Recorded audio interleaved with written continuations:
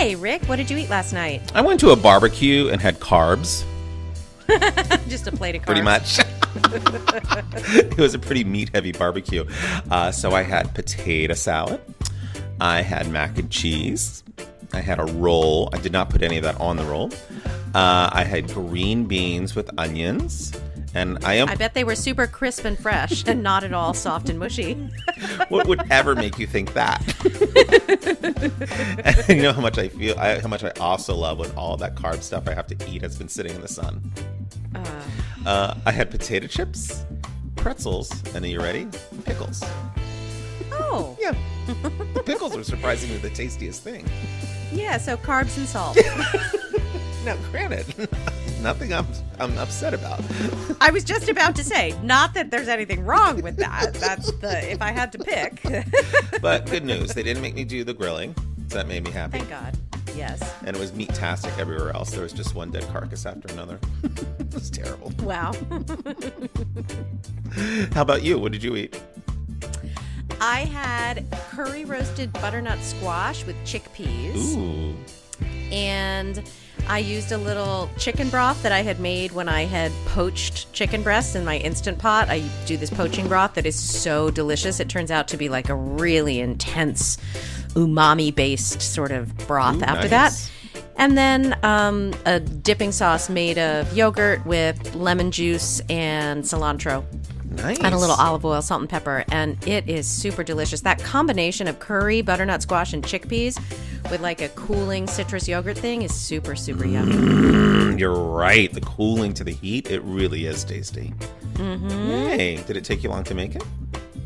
No, not that bad. Not that bad. Well, I mean, I broke down my own butternut squash, so, you know, that takes a while. When the moon hits your eye like a big pizza pie, that's amore. Hello, and welcome to another episode of You Won't Believe What I Ate Last Night. I am Rick Fiore. And I'm Kate DeVore. And this is our ongoing conversation about food, health, weight management, and our endeavor to be and stay healthy in a really tasty world. With love, kindness, and compassion towards ourselves and others. And on that note, today we are talking about what we ate in Europe on our vacations. We're so excited because we always like to talk about what we ate and where we ate it. And we're usually together a lot when we do that, but we were taking separate vacations. Kate went away with her mom and I went away with my sister Helen. So we decided to keep the ball rolling and still keep you up to date on what we ate and the culinary experiences we had. And keep in mind, we want to be paid to do this. So if you know anyone, let them know. This is our ultimate dream, to go around and be paid to talk and travel and eat and talk about it. Exactly. They always say you're supposed to do what you love, right? And that's what we love. We love eating and traveling and talking about eating and traveling. So we are on it, people. That's right. We're manifesting. We're putting it out there. So, right. If you have any way to help us with that, please do. The other big news, this is a big announcement. Are you ready? We have a guest on the podcast that I know everyone's been waiting to hear from. Kate's mom is finally on the podcast. My mom, if you listen regularly, you've heard a lot of her advice, and you know that I've learned a lot of what I know about cooking from her. So, yeah, we're going to start with the conversation between me and my mom, and then we're going to go to an interview that Rick did with a restaurateur in Italy. And then a conversation with Rick and his sister Helen about what they ate. And the conversations will make it clear where we are. So we're just going to leave that. Please not only subscribe, but rate and review us on Apple Podcasts, and subscribe certainly if you have just found this one by mistake. Rate and review us wherever you happen to get your podcasts, and check out our website, youwon'tbelievewhatIate.com, and our Facebook page, and we're on Instagram technically, and Technically is right. Yeah. And cool. All Get right. ready for takeoff. Enjoy. So I am here in London with my mom, Trisha, known to friends of our podcast as Kate's mom. So you're famous on the podcast because I quote you all the time. We talk about you often. Be still my heart. Yeah. So, Mom, what did you eat last night? last night I ate leftovers in our very nice Airbnb here. I had some wonderful leftover curry from a Nepalese store. Very good curries in England because there's such a strong immigrant population from that part of the world. Very fine curries here, all good.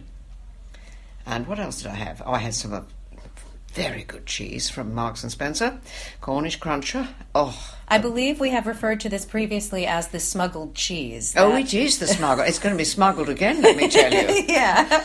My bag is weighed down with it when we leave here. Yeah, exactly. So, right, yeah, exactly. It's our favorite cheese in the world. Oh. Good. So what are some other things you've had here that you've liked? What are some things that stand out to you? Well, the food's been universally extremely good. The days when English food was bad are long gone, thank heavens. Yeah, it You can still get- gets a bad rap, I think. Still people think English food is bad and bland. And Well, they're wrong. They're mistaken. really, I know. You can get really good food of all kinds here.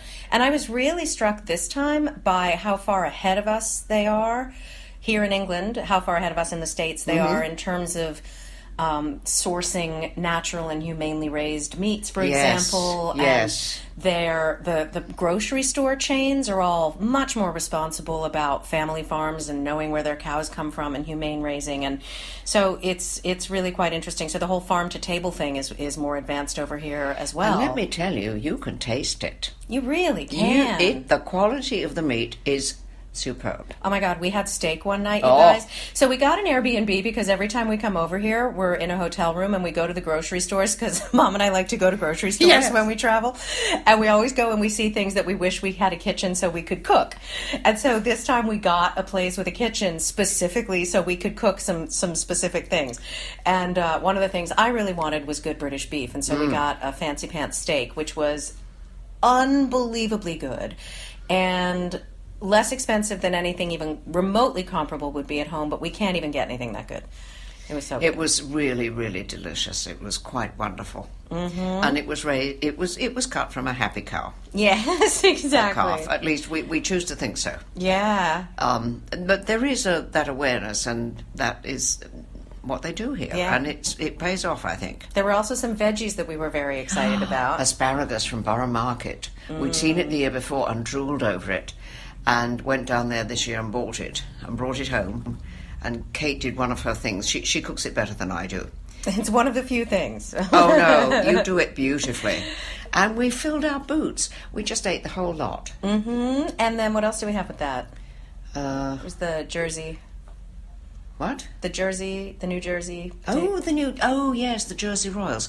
There's a new potato that comes out only in spring. They have new potatoes here. They're very awkward because they're little, and peeling them is a real pain in the butt.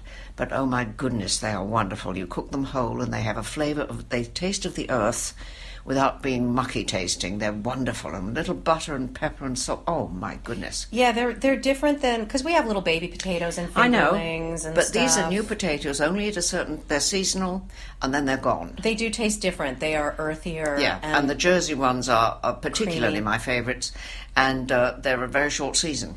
Yeah, and then we had another one of your favorite vegetables with the steak. Broad beans. Yeah. It's similar to a fava bean and a lima bean, and not quite either one, and I like it very much. It's my favourite, and we had that. Yeah, they come in a giant shell, and you shell them, but then you don't take out any outer shell, unlike in a fava bean. And they're bright green like lima beans. They look like big lima beans, but they Well, they look different. mostly like favas. It's just that Depends on that the outer favas skin you've is seen. not. And they're picked younger, they're smaller, so that skin is tender, and you eat the whole thing. Yeah, and the fava beans I've seen, we've discussed this, are not You green. say they're brown. They're Yeah. beige or brown or whatever, yeah. We also cooked one of my favorite English dishes is bangers and mash. Oh. And we found that in the last several years, they've been, some pubs, it's not even that great. No, It's been it's not. disappointing, even in pubs over here, so we made it. We bought Cumberland sausages from Marks and Spencer, and they were superb. Yes. And a gravy mix. Oh my goodness! It's not so much a mix, it was a No, starter. it's like a stock. They call it a stock pot. A stock pot little thing that It's you a put in a little- soup. It's a little, we're both gesturing with our hands like you can Yes, see us. like It's you can see. It's Right. this big. Well, you know, like this. Yeah, and it's a little tiny pot of like demi-glace, really. Yes, it's like a demi-glace in texture. Yeah. And it's concentrated in the same way. Yeah. And this there's- one was flavoured with rosemary. beef and roast meat. That's It had an right. herb flavouring in it. I forgot that. And it made the best gravy. My goodness, it was good. We're both convinced it was the best gravy we've ever had. Ever. The bangers and mash was so, so good. We'll Best have- gravy I've ever made, that's for sure. I would say I would have Rick put, well, I will have Rick put the picture on the website, but bangers and mash is not a particularly attractive dish. I have a No. picture of it, but if you'll see how glossy and amazing the gravy looks. And, Oh, we could have rubbed it all over our bodies, darlings. oh It my was gosh, so good. it was so amazing. The Uh-huh. other things that we had that were amazing, the first night we got here, we had a bacon sandwich, because English bacon is different. It's, how would you describe it? Well, it's back bacon. What it is, in America we have bacon, which is here it's called streaky. It's the tail that's all in stripes. And then you will get Canadian bacon, which is like the fillet, the eye. Which I don't like. But here, that whole thing is not separated, so you get the eye and the tail in one rasher. And it's different than Canadian bacon because, why? It tastes I don't completely know. different. Maybe it's the way it's cured, I suppose. Yeah, it's but I cured wouldn't and know. smoked. But the thing is, that's the cut. Yeah, but That's don't the cut. think of it as Canadian bacon because I hate Canadian bacon, which to me feels like ham. Yeah. And this bacon tastes like bacon, but it's meat. It's meaty bacon. It's That's the cut. My It's favorite the cure, thing. I think, that's different. Oh my goodness! So they have something called a bacon buddy, which is Well, just a bacon sandwich. It's really good. it's bread or toast with butter and bacon. Oh. it's What's really not to like? amazing. Yeah. We're also fans of pubs. Oh, So we for the atmosphere. for the atmosphere, and if we're lucky, the food. Mm-hmm. Sometimes they're great, sometimes they're meh. So the first one we found, we had a great time. Oh, we had a ploughman's, which was it's cheese and ham. It's a mixed plate with a little pickled onion on it and various bits and pieces. Divine. And we got two side dishes. We ordered spring greens, which is not a salad as you might think. Yeah. It's hot. We thought it was going to be like a mesclun Yeah, spring mix. Like it's spring not. greens at home is a tossed salad. And I'd forgotten. That's not what it is here. No, it's collard greens. It's cooked collard greens. So it was quite surprising, but very delicious. It was wonderful. Very and well we felt cooked. the need of greens that day, and Yeah, it was excellent. we got our And we greens. got a collie as well. Oh, You cauliflower cheese. Mm-hmm. Y'all, it's a thing here. I mean, I guess we have it at home, but it doesn't come up very often. I don't see cauli cheese very often at home. But No. it's like mac and cheese, but with cauliflower and much better cheese sauce. And then it has no breadcrumbs, but it's put in under the broiler, so it's all brown and The gratin. top goes and the crusty top and bubbly. It's bubbly, Mhm. and oh my lord, I'm literally Me salivating too. talking about it. It was so good. And then we had another really great pub lunch just today. We had a burger which was absolutely one of the best burgers ever. It was all misshapen, which I liked. It wasn't regimented in any way. Somebody had slapped it on the grill, and it was charred and just delicious. The British beef, because the British dairy is different and the meat is different, and it's It's the partly grass. the grass, and then it's Yeah. also the humane handling, I think. And Yeah. you can taste all of those things. But also the grass makes a big difference too. And really, yeah, it does. The grass Oh. is huge. That's a big part of what the dairy is, I think. And so, Yeah. the cheeses and all that. And then we also were in Copenhagen for a couple of days. It was such fun. Yeah, we love Copenhagen. So, what did we have in Copenhagen? Well, we had one of their classic open-faced sandwiches, a chicken salad, which was excellent. So and I good. think they're good on any cafe you go into. You're going to get a really good open-faced sandwich. Yes, It was lovely. it was Chicken wonderful. salad and bacon. Again, bacon. How bad can it Yeah, be? it's called a smorgas something. I Oh, can't remember. yeah, Smorg I something. know, but yeah. it was good. Really and then delicious. Tivoli. Tell about Tivoli. Oh, well, we went to a wonderful little Tivoli is just this sort Tivoli of amusement Gardens. park. Tivoli Yes. Gardens is the amusement park on which Walt Disney based Disney World. Yes. And they have restaurants, of course. And so we went in, and it was fancy pants. Yes. And I had another steak. And again, it was delicious, although I have to say it didn't hold a candle to the one we made. It wasn't. No. Actually, it wasn't as good. No, it wasn't as good. It was delicious, but it wasn't as good. And you had? A lamb shank. Mm-hmm. Braised lamb shank. It was superb. It was as good as the one I had on that barge cruise, which Yes. was the best lamb shank I've ever had. It was excellent. Mm-hmm. And I eat that kind of thing like once every 5 years, so it was really Right. nice, Yeah. yes. I've eaten more meat on this vacation than I totally. usually eat in 6 months. Yeah, me too for And that's red a meat. fact. Yeah. Really. Yeah. I never eat red meat, or And rarely. I never eat lamb. No. And I don't eat beef. I don't eat steak twice in 2 weeks. Come on. Totally.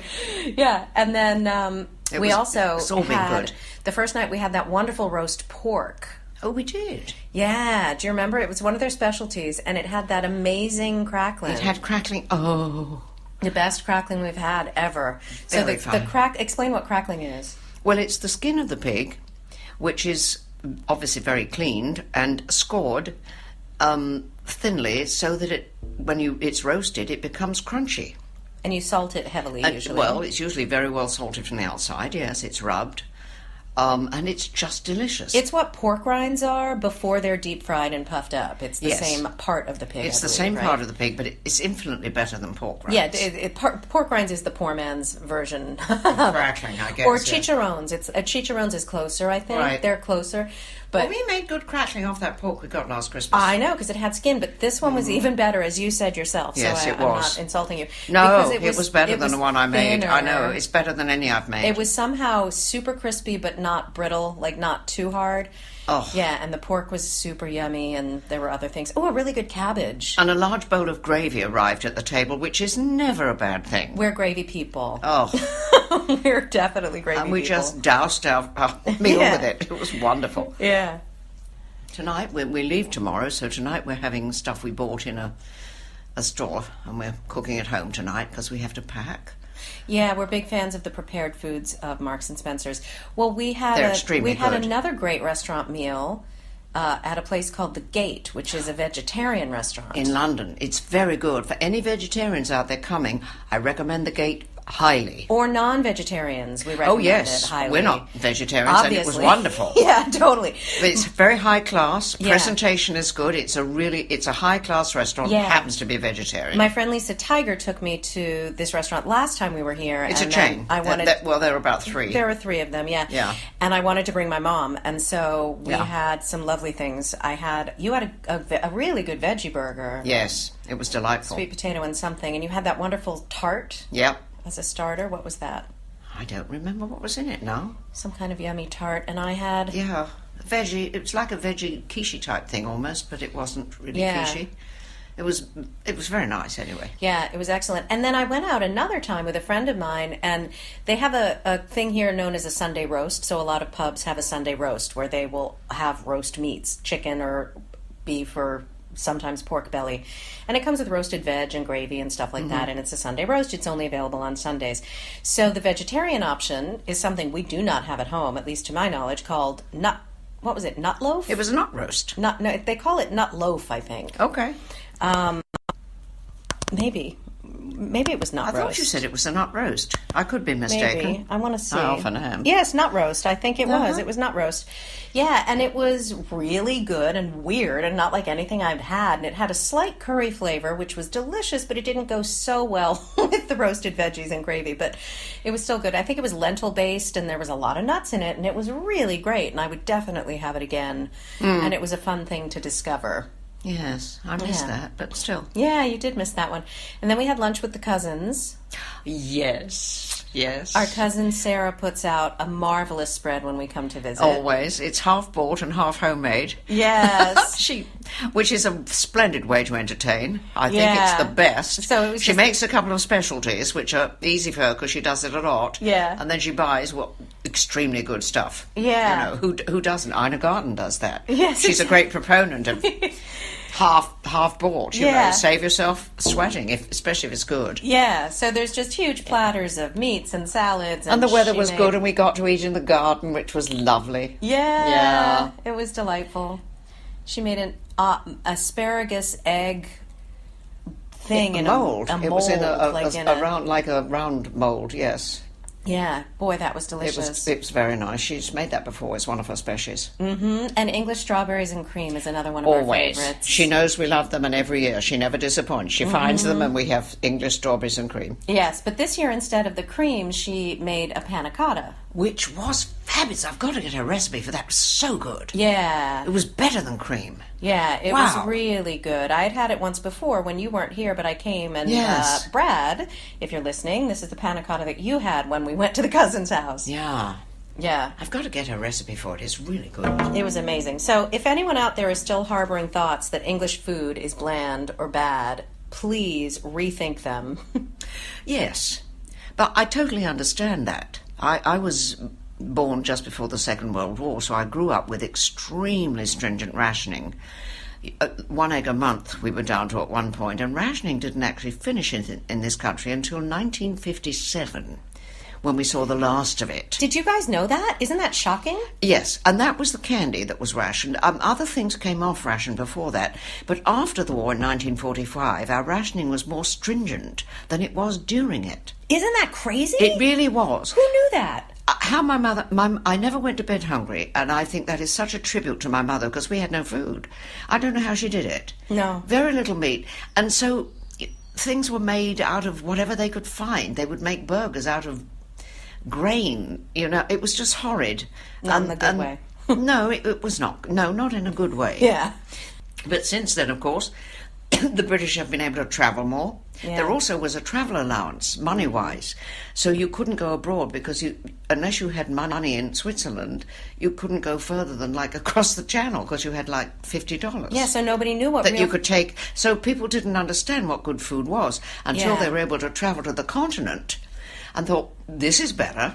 And since then, it's become much better here. I remember coming here as a kid in the 80s and having lasagna, I think, and being like, what the hell is this? Yeah. Because it was not real lasagna. It was something else. And it's, again, even then. Yeah. So it really has. And, of course, there's so many immigrants now that have come here. Mm-hmm. And here in England. We're recording this while we're still in England. The curries have become so good. Yeah. And I think there's just everything else. Well, it just around brings... our neighbourhood here, it's all Middle Eastern. Yeah.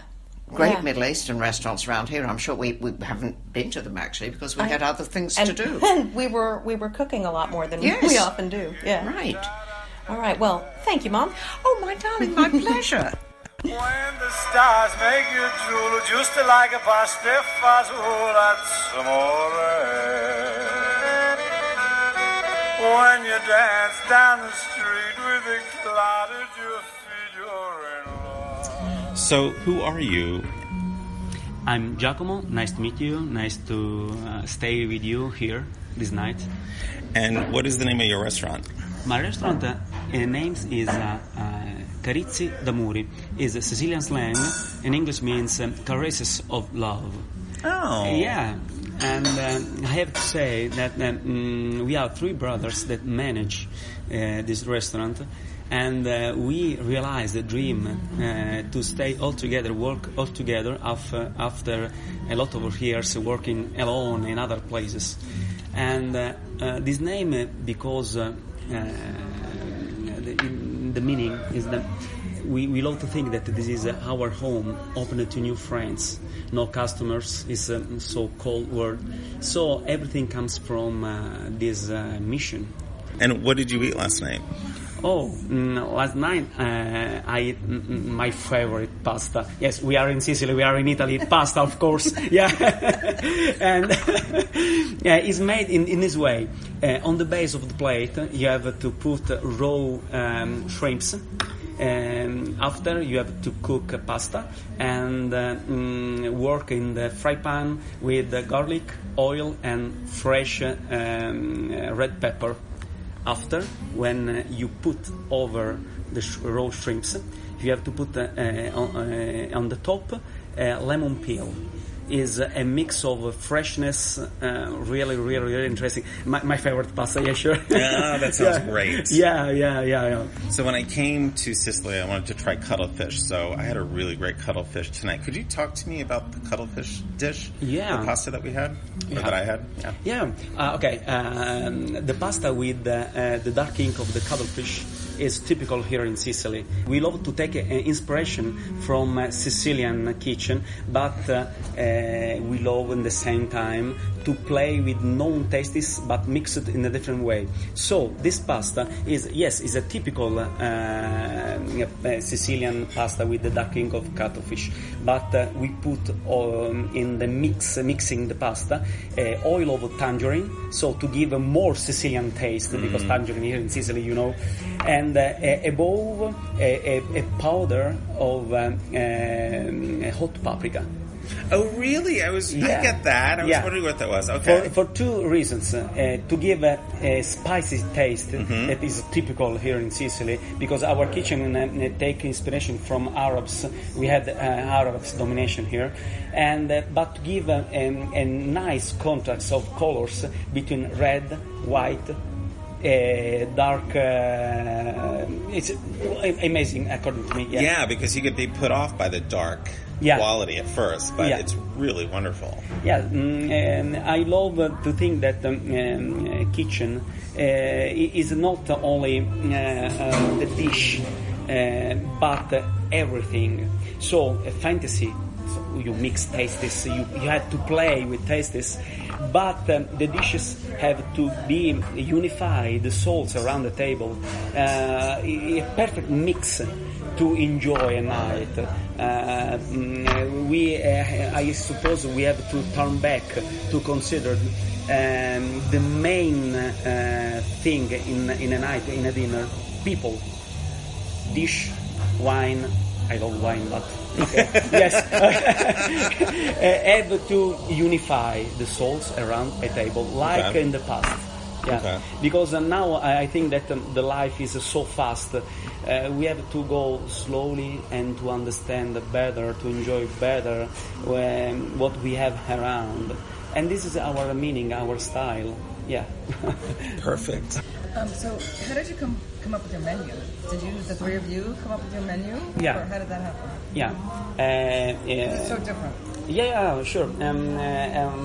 We love to invent all together and with our employees, because more mind is best, Right. is better. And but we try. We cook. We adjust because a good kitchen have to be a balance of tastes. Right. And after we propose to our new friends. Yes. Customers is common word, but new friends. And yes, we are going to propose all the menu all together because we are three brothers. Yes, but we are different. So from Are you the oldest? Yes, sure. Okay. Seems. No. Oh, thank you. Yeah. So I'm the youngest in mind. Yeah. Yes. Of course. Thank you. Okay. It's noted he's the youngest. Okay. Did you learn from your parents? We have our uncle managed in the past a restaurant, but we have three wonderful aunts, really aged, that learned to us to cook. We studied at the university, but I think that the life is really wonderful because chosen for us our future. Right. So Yeah. after our studies, we realized that this is our life. We can stay without people, without new friends, without food, without enjoying our work with new friends.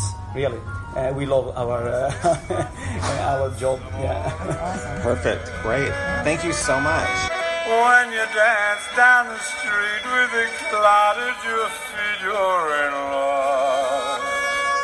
So, Helen, what did you eat last night?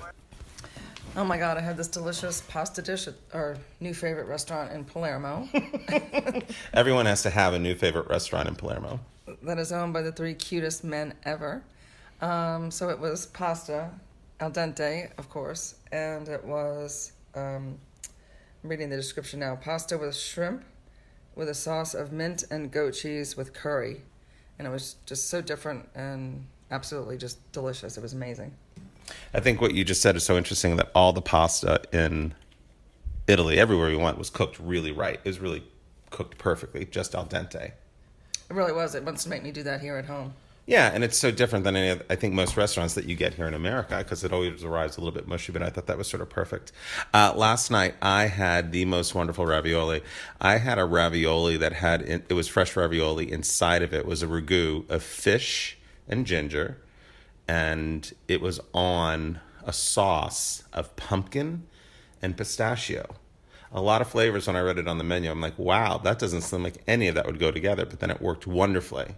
The fish and ginger worked really well together, but I wasn't sure how it would be on top of the pistachio and the pumpkin. But it was really, really tasty. And again, the pasta was super, super fresh. Yeah, I tasted it, and it was really good. We went back there another night just because we were so impressed that first night. Yeah. One of the other things that's super interesting about Sicily, so we were in Sicily for 2 weeks. We pretty much covered most of the island. And one of the things that was really interesting is when you sat down to have a drink, the amount of snacks that you would get every time you sat down to have a drink. It's almost as if we didn't need dinner, if we just wanted to eat one snack after the other. Right, exactly. And like, not small snacks. I mean, definitely nuts, pretzels, but then little pieces of cheese. And chips. Chips, little pieces of meat that you enjoyed. All right, olives, some biscuits. Yeah, it was really substantial. And they would just keep bringing them. And I thought, oh, that's so civil. It's almost as if they want you to stay and keep drinking. Right, exactly. One of the other things that I thought was super interesting was the freshness of the vegetables. Oh, yeah, you had more of those than I did. But yeah, and the salads were really good. I had a couple of seafood salads or tuna salads. And one dish I had was a caprese salad. And it was cherry tomatoes with the little mozzarella balls, and they were just seasoned perfectly. Those tomatoes were so good. Weren't they smoked or something? I don't think so. They were just so fresh. Yeah, and this is the big deal. Like, I'm not a big fan of tomatoes generally, but if all the tomatoes I had in the world were as fresh as the ones in Sicily, I'd probably have tomato more often. Yeah, and then I got an order of sardines with it, or anchovies. Sorry, anchovies, I think. And they were fresh, and it was amazing, an amazing combination, and just beautifully presented and prepared. And this is the big thing about Sicily. Anchovies and sardines, one of the big delicacies down there, because they literally pull them right out of the water. They're pretty much everywhere. Right. I tried sardines a lot more than I ever have, so that was interesting. I think I've learned that I like sardines if there's a little piece of sardine wrapped in a lot of other things, like a big old spoonful of pasta. So I can just taste it, but it's not overwhelming. It actually adds a really nice flavor. The anchovies, what was that one dish you got with the oranges? Oh, it was a great salad. It had orange slices just laid flat on the plate, topped with anchovies and capers, drizzled with olive oil. And it was one of the best. I had a hard time picking, my favorite dish, but that was really awesome. And I went for the sardines and anchovies just outright. I didn't have to hide them in anything. I had stuffed anchovies, remember, in the brie. Yes. And the stuffed anchovies looked amazing. yeah, they were really good. Anchovies are still too strong for me. I can't just do anchovies. Sardines, though, I'm warming up to. But you tried cuttlefish. I did try cuttlefish, and you'll hear that in the little interview that we're going to do, that I did with the that Helen and I did with the owners of the restaurant that we went to. Tried cuttlefish, and that was really, really good. The other thing about that salad with the oranges and the anchovies was so funny, because I thought Helen ordered a salad for both of us, because I thought we'd been talking about salad. Let's get a salad. So the salad comes. I didn't realize it was her main dish. So the salad comes, and I just start eating it and shoving these orange slices in my mouth. It was so funny. She's like, no, please, go ahead. Eat my entree. Hardy har har. Just jumping back to the vegetable thing, because of the climate in Sicily, their vegetables are super fresh, so they don't have to travel a long way, particularly a couple of them. The main ones are tomatoes. The tomatoes are always fresh. The other thing that they grow on the island, which is super fresh, is eggplant. And there was eggplant everywhere. And, I like eggplant. I wouldn't say I always love eggplant, but what was really great about the eggplant, wherever we went, it was sliced so thinly, you could almost sometimes see through it. And I thought that's a really spectacular way to do eggplant. Yeah, it was really good, especially when it was topped with sauce and cheese. Exactly. And obviously the cheeses were awesome because the cheese isn't pasteurized in Sicily. When we were in Palermo, Palermo has this really famous street market. It's called the Palermo Street Market, and it's really amazing, and we were staying right by it, so it's something we could walk through quite frequently. And in addition to having a lot of spices, a lot of vegetables, one of the other things they have is really fresh seafood. And when I say fresh, I mean fresh, that it's literally just come out of the ocean. So you'd walk down the street, and on these tables would be an entire swordfish. Not just a piece of swordfish, an entire swordfish. And they were basically cutting the swordfish down as people ordered it. So if you wanted a big old steak of it, you get a big old steak of it. If you wanted a little bit, they would just cut it a little bit right there for you. And, you know, I've talked about how I used to be a vegetarian and completely, but then I came back to eating seafood and fish, and it's been a little bit tough on me because it's still so graphic sometimes.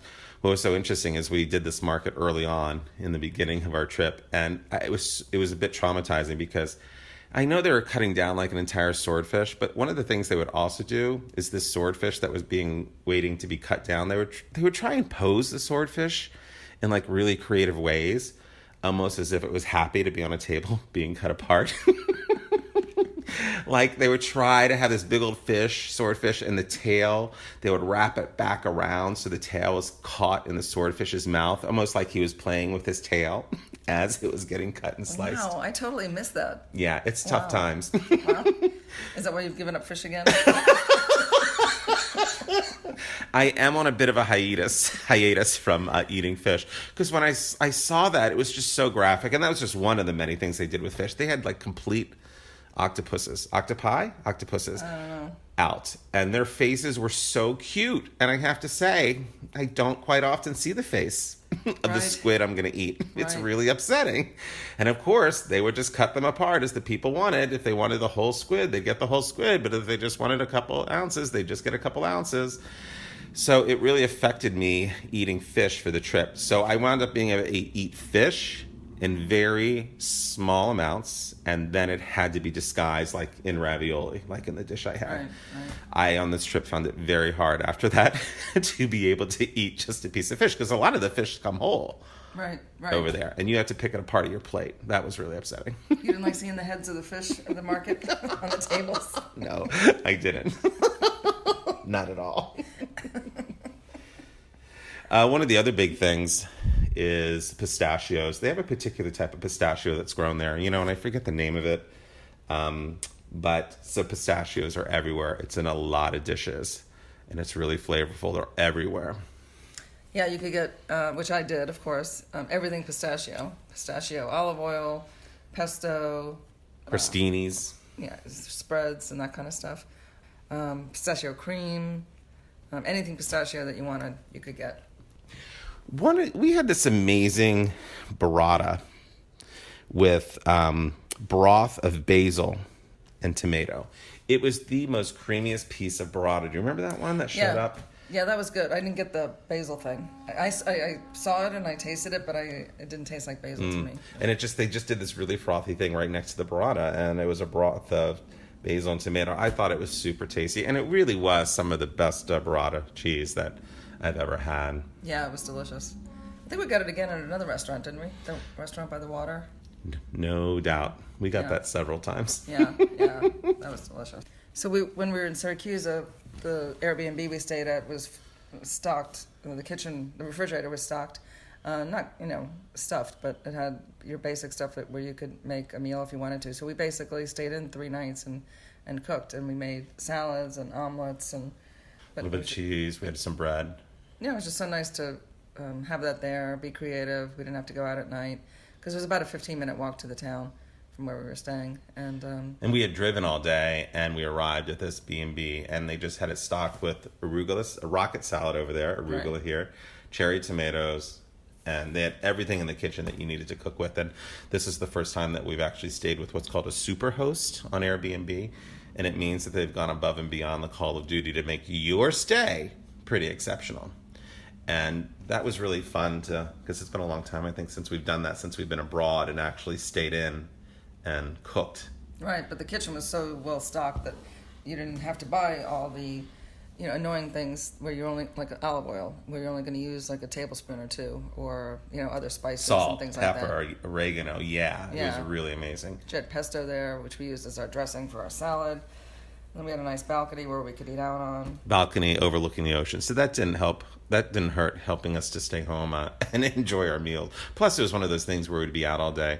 And when we were out in Syracuse, there was this wonderful little market, again, another street market that had everything in the world. And at the end of the street market, we found this most amazing restaurants. Oh my God, it was delicious. So I saw these smorgasbords, I guess you want to call them. That's a good word. To people, and I'm like, I'm getting that. And I don't care if I can't eat it all because it had meat on it, so I knew Ricky couldn't eat it. So it had, I'm looking at a picture of it right now. So it had several bowls and containers. 1, 2, 3, 4, 5, 6, like 9 containers full of stuff, plus cheese on the side, topped with jam.